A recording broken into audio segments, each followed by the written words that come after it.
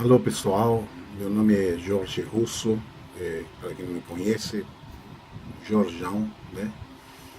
Eu sou argentino, nascido em Buenos Aires nos anos 60 e, bom, eu sou um apaixonado por evangelismo de rua, sou um apaixonado pelo impacto, né? Fazer impacto, chegar nas cidades, porque eu sou um filho de impacto, né? Eu fui alcançado por Jesus através de pessoas que foram para a rua, né? Eu era uma pessoa músico, né? A vida toda músico, desde criança toco violão e depois, quando me tornei adulto, passei a trabalhar como músico profissional em Buenos Aires. Tinha bandas, tudo, mas acabei me envolvendo com drogas, com alcoolismo, com prostituição, enfim, todas as coisas da noite, né? E comecei a ter uma vida muito desgastante, muito frustrante, dependendo de droga para tudo, né? Para dormir, para acordar, para comer, para deixar de comer, para, enfim. E eu comecei a procurar algo, né, para minha vida. Procurei algumas religiões, né, hinduístas, procurei gurus, procurei tudo que você possa imaginar, né, de religião, que na época se oferecia, né, na época havia o hipismo e toda essa onda aí de nova era, essas coisas todas. E eu me frustrava cada vez mais, porque não achava que aquilo preenchia, né, aquele vazio constante, profundo, né, que eu sentia e que todo ser humano sente, que todo ser humano procura preencher de alguma maneira, né? Então, aí resolvi deixar a banda, deixar tudo, porque eu comecei a prejudicar o povo lá também, por causa das minhas atitudes, chegar atrasado nos shows, faltava nos ensaios, e eu era o líder da banda, né? Então, você pode imaginar que o pessoal lá também já estava chateado, já estava frustrado. Aí decidi vender alguns instrumentos e fui para o Brasil. Fui para Rio de Janeiro, eu com um amigo lá, começamos a perambular, só que a vida continuava a mesma, droga, e prostituição e alcoolismo, só que eu já não estava tocando, não estava mexendo com música. Isso foi em 84. E aí já se começava a se. Começavam as propagandas do Rock in Rio, que iria ter em janeiro de 85, né? E, bom, eu estava com a expectativa daquele Rock in Rio, talvez de conhecer alguém de outro país e viajar, eu conhecer novas drogas, ou sei lá. Só que a minha vida já estava assim, entrando na fase depressiva, pensando muitas vezes até por que, né, ficar vivo se para viver desse jeito e, enfim. Comecei a viajar pelo Brasil, fazendo tempo, né, fazendo hora até chegar ao Rock in Rio. Fui para o Nordeste, voltei como mochileiro e vendi artesanatos, né, para sobreviver, para manter meus vícios, né? Desculpa. E não vou editar esse vídeo, vou mandar desse jeito, né? Mas eu quero que seja bem espontâneo mesmo. Então chegou a época do Rock in Rio, eu já estava ali morando com uma mulher bem mais velha do que eu, né? A gente chama de coroa, né? Carinhosamente. Mas por causa da moradia, do dinheiro, eu era uma pessoa corrupta nesse sentido, né? Claro, não maltratava nem nada, mas eu tinha essa, esse estilo de vida, né? Então usufruía da casa dela e tudo, ficava lá, passeava com o cachorro, mas desculpa a expressão, era um vagabundo, né? Chegou o Rock in Rio e eu fui para lá. Era um lugar deprimente. Aquele primeiro Rock in Rio foi um fracasso financeiro, né, para quem fez, mas era um lugar bem depressivo. Havia muita lama, muita chuva, estava chovendo ali. Era um festival de 10 dias e eu estava ali frustrado, olhava para as bandas que eu admirava e via que tocavam de uma forma automática, que estava muito frustrado, não superou as expectativas, nem chegou perto das expectativas. Lógico, havia muita droga, havia lugares onde supostamente se vendia comida, mas nos fundos havia droga, se vendia droga e tudo assim. E quando foi o terceiro dia, eu já estava desistindo daquele Rock in Rio lá e voltando para casa da mulher lá. Estava 3 dias sem dormir já. Você me vê agora gordinho, mas na época estava magro, parecendo um chupa-cabra, né? De tanta droga e pouca alimentação, muita bebida. E no terceiro dia um pessoal me abordou. Todos estavam sorrindo, estavam alegres, felizes, cantando, com violãozinho, com gaita. Uma turma diferente. Falei, nossa, que droga será que esses caras estão usando, né? Pra ficar tão assim, né? Tão pra cima, nesse lugar tão deprimente, tão ruim. Aí eles começaram a falar do amor de Deus para mim, falando de Jesus. Eu estava meio aéreo, 3 dias sem dormir. E eu lembro que o líder do grupo lá, ele fez uma oração pela minha vida e algo aconteceu, né? O Espírito Santo invadiu, né? Porque eu disse que eles podiam orar, eu pedi para orar por mim e tudo. Eu não sabia o que era evangelho, não sabia o que era nada, só conhecia Jesus por filme, e era um filme que terminava mal, né? O mocinho morre no final e tal, mas me dizia católico, porque meus pais eram católicos, mas nunca tinha frequentado uma igreja. E aliás, eu passava perto de uma igreja, perto da minha casa ali em Buenos Aires, e me dava medo. Passava, as pessoas tinham cara fechada, era uma igreja evangélica, né? E os católicos consideravam uma seita naquela época. E eu olhava, me dava medo, passava longe. Ninguém nunca chegou para mim, me deu um folheto, me evangelizou. Ninguém me convidou para entrar. Em 24 anos de vida, né? Eu tive que viajar longe, 3.000 quilômetros de distância, para ouvir falar de Jesus, e não foi numa igreja. Foi na rua, em um lugar totalmente, digamos, oposto, né, a uma igreja, né? Um lugar, podemos dizer, de trevas totais. E essa turma estava com alegria, né? E falaram do amor de Deus, oraram por mim. Na hora que oraram, o Espírito Santo me tocou de tal forma que eu fiquei sóbrio, eu fiquei totalmente sóbrio, e eu comecei a entender a mensagem. Meu português era um pouco limitado, mas eu entendia tudo que eles falavam, né? E comecei a chorar como uma criança, eu chorava e eu sentia que estava me limpando, né? Enquanto eu chorava, como se essas lágrimas fossem saindo, levando toda a sujeira do meu coração. E comecei a sentir paz por primeira vez, eu creio que na minha vida, né? Por primeira vez. Aí eu me apeguei com essas pessoas, né? Eles também me acolheram de uma forma muito carinhosa. Primeiro eles me mandaram para um acampamento lá de uma igreja, que não vou dizer o nome, mas era tanta religião, tanta religiosidade naquele lugar, que eu saí correndo, não quis ficar, não sentia o amor e a paixão que essas pessoas que me evangelizaram sentia neles, né?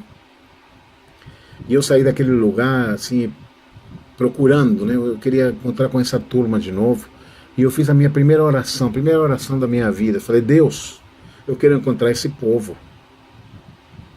E eu virei uma esquina e estavam eles lá, chegando não sei de onde. E eu chamei, cara, eu quero ficar com vocês, por favor. Eles tinham uma regra que não poderiam, estavam alugando um apartamento, né? Eles eram de Belo Horizonte, estavam no Rio alugando um apartamento por alguns dias. E como regra, eles tinham de não levar ninguém que não fosse da equipe para dentro do apartamento. Só que eles reuniram ali, oraram entre eles e resolveram me levar para o apartamento, né? Um risco, que um cara que eles não conheciam e tal. Mas era fantástico, eu já participava ali das reuniões de oração, antes deles saírem para evangelismo, já colocaram um folheto na minha mão, já entrava no Rock in Rio de graça, né, porque eles podiam entrar lá, e eu entrava com folhetos e falava para as pessoas, cara, eu fui tocado por Deus, não sabia falar direito, né, mas a partir desse momento eu entendi, né, eu compreendi que Jesus, eu nunca mais iria largá-lo, né, eu fui tocado, né, pelo amor de Deus. E em pouco tempo eu fui liberto das drogas. Eu não precisei passar por casa de recuperação. Foi uma obra do Espírito, né? Foi uma obra do Espírito. Hoje em dia o evangelismo de rua ele tá sendo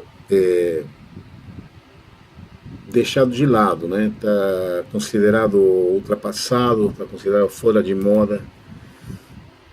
Infelizmente essa palavra moda na igreja agora está muito forte,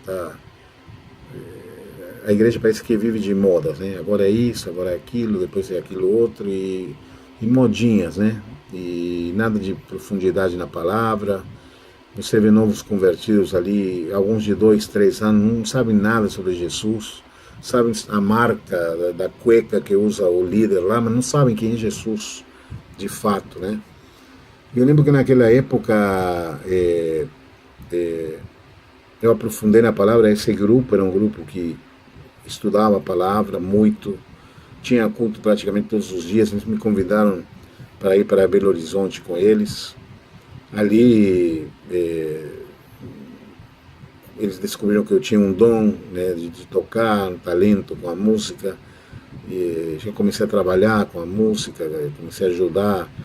E era uma igreja que era uma igreja totalmente missionária. O negócio deles era fazer evangelismo. Onde tinha um aglomerado de gente, onde tinha um evento grande que reunisse uma galera, eles estavam lá, estavam indo.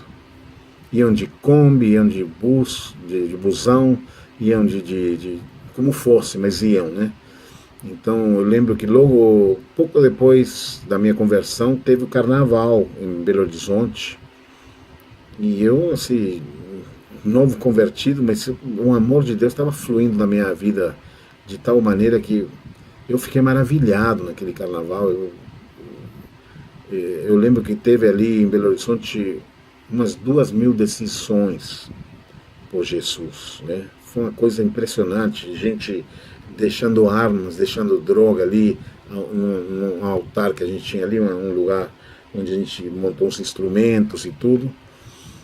E era impressionante, pessoas sendo tocadas, sendo curadas, pessoa que ia suicidar, de repente chegou lá e ele falou, olha cara, vocês evitaram um suicídio.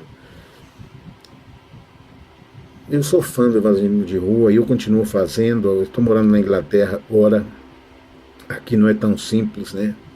Você precisa de muita permissão. Pode fazer, levar um violãozinho, tocar, não tem problema. Se quiser usar um som, aí já tem uma permissão normal, né? Acho que no Brasil também agora é assim. Estava em Portugal, semana retrasada, levei uma turma de jovens em lugares do interior, idólatras, né? E a gente fez o evangelismo com alegria. Algumas pessoas ouviam das janelas, outros se achegavam, alguns receberam Jesus, outros foram para a igreja. E é impressionante como Deus se move nas ruas, né?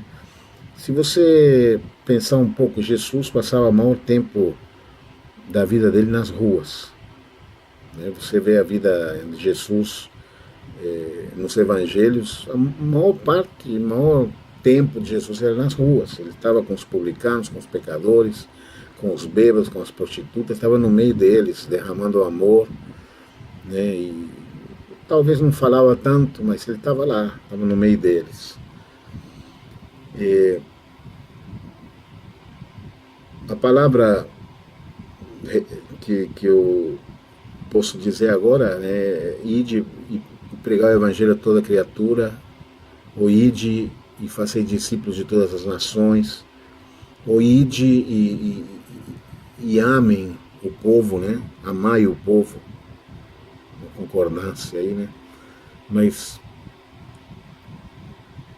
ainda tem gente nas ruas. Eu sei que agora a pessoa fica isolada com seu celular, com seus fones de ouvido, mas sempre vai ter alguém. E hoje eu te digo uma coisa, ir para a rua, a gente vai mais para ouvir as pessoas do que falar para elas, né? A gente precisa ouvir as pessoas. As pessoas, algumas pagam fortunas para ser ouvidas, né? Eu, aqui na Inglaterra, como ainda meu inglês não é muito fluente, me viro, mas não, para pregar é mais complicado. Eu ouço as pessoas, e depois eu falo, né, da minha vida, falo do que posso orar pela pessoa, falo do que aconteceu comigo, enfim. Mas tem experiências, quando você vai para a rua, eu sempre digo, eu sou músico, né, ministro de louvor e adoração, e eu trabalho com isso nas igrejas, eu faço congressos de louvor e adoração, mas eu faço isso na rua também, eu vou tocar na rua, faço música. Atualmente estou mexendo com musicoterapia, né, aqui na Inglaterra. É muito bom, né, porque você pode introduzir o evangelho através da música em pessoas deprimidas, pessoas que estão com problemas mentais também. Eu chamo de worship therapy, né, terapia da adoração. Até eu estou para gravar um CD de música instrumental com esse intuito, né, de as pessoas poderem relaxar e meditar e ter instrumental, sem letra, sem nada. Mas eu estava uma vez em Belo Horizonte, nós estávamos tocando, e de repente no meio da canção estava muita gente ali, se juntava muita gente, estava cheio, estava lotado de gente ouvindo nossa música. E de repente comecei a falar, eu falava em português, né? Eu creio que meu português tá bom, né? Apesar de ser argentino. Eu falava um português bem claro, como falo até hoje. Eu escrevo um português muito bom também, mas eu estava falando com clareza. Eu gosto de falar sempre de maneira simples, que é, se passar uma criança por lá, possa entender também, né? De repente chegou um cara lá, de língua estrangeira, acredito eu que seja alemão, né? E com uma mulher do lado. O cara chegou chorando e falou assim: como você aprendeu a falar minha língua? Ele falou na língua dele, a mulher traduziu. Eu falei português, meu irmão, não falei língua nenhuma, não, eu falei português. Aí a mulher falou, não, porque ele entendeu tudo o que você falou na língua dele, né? Aí veio a memória o Pentecostes, né, o Espírito Santo ali, as línguas de fogo, todos que estavam lá estavam entendendo na sua própria língua o que estava sendo falado, o que estava sendo pregado, né? O agir do Espírito Santo se você for para a rua, você vai ter esse tipo de experiência, né? Porque ele está lá, Jesus está lá. E foi impressionante. Eu falei, olha, não sei falar a sua língua. Eu orei por ele em português mesmo, a mulher teve que traduzir, mas ele recebeu uma mensagem, estava indo embora para o país dele, estava lá visitando, não sei para quê, e ele ouviu a mensagem na língua dele. Então, quando você vai para a rua, você vai ter experiências, né? Em Belo Horizonte eu conheci minha esposa, né, minha linda Cleonice, Cleo, que agora estou aguardando ela aqui na Inglaterra. Ela está ainda encerrando alguns assuntos em Belo Horizonte. Estive lá, nossa filha casou agora há pouco. E ela está encerrando ali o período dela na escola, onde ela dá aula. E, bom, ela já vem para cá, nós vamos estar juntos aqui. Mas eu conheci ela na igreja e tive minhas filhas, né? Hoje estão as duas casadas, uma delas já tem filho, mora aqui na Inglaterra também, em outra cidade. Enfim, eu vou continuar fazendo isso, gente. Não tem uma vida melhor, né? Não é porque eu seja um evangelista, né? Se é que eu posso me considerar um evangelista. Eu sou um músico. Mas quando eu falo de ir para a rua, eu falo também do seu serviço, eu falo também da sua escola, eu falo da sua vizinhança, eu falo da sua família, né? De você levar Jesus por onde você for. Né? Às vezes eu tiro um tempo, saio daqui onde eu moro, aqui em Manchester, né? Eu estou a meia hora do centro de Manchester, de caminhada. Como eu faço caminhada todo dia, às vezes vou para essa região, eu vou para o centro, e eu sento ali na praça. Agora nessa época tá calor, tá verão, calor, né? Calor aqui é 25 graus.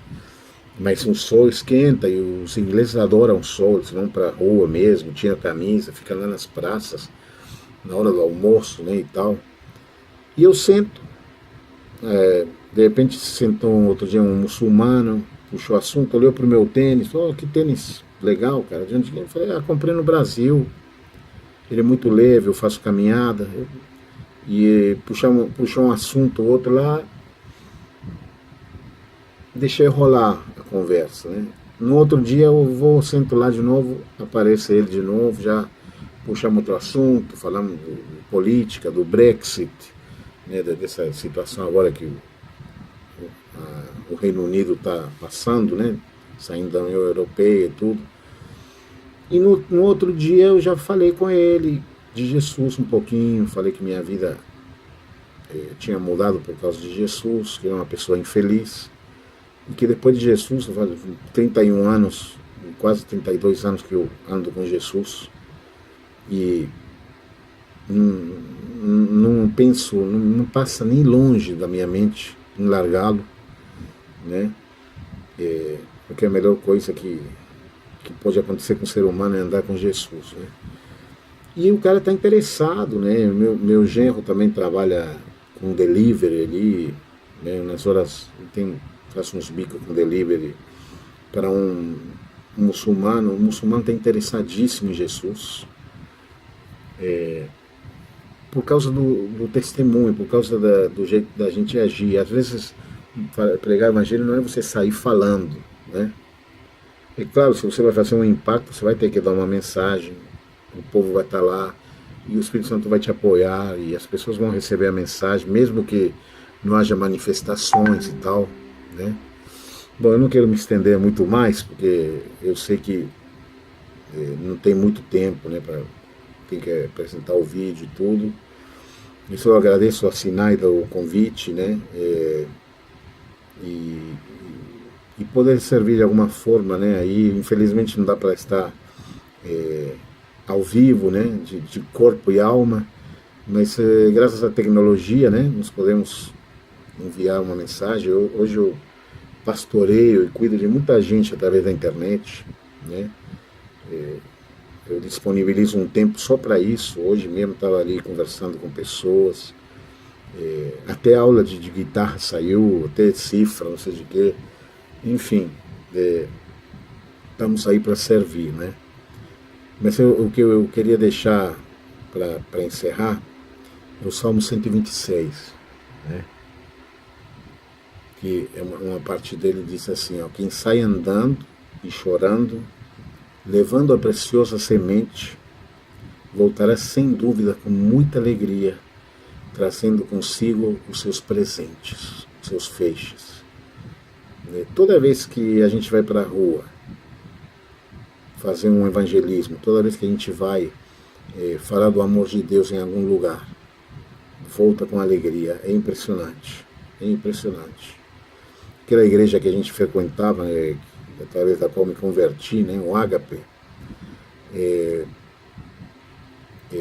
lembro que nós tínhamos culto na quinta-feira, mas antes do culto da quinta-feira, nós íamos para uma praça chamada Praça Liberdade. Claro, vocês estão em Belo Horizonte, estou falando como se eu estivesse falando para inglês isso aqui, né? Desculpa aí.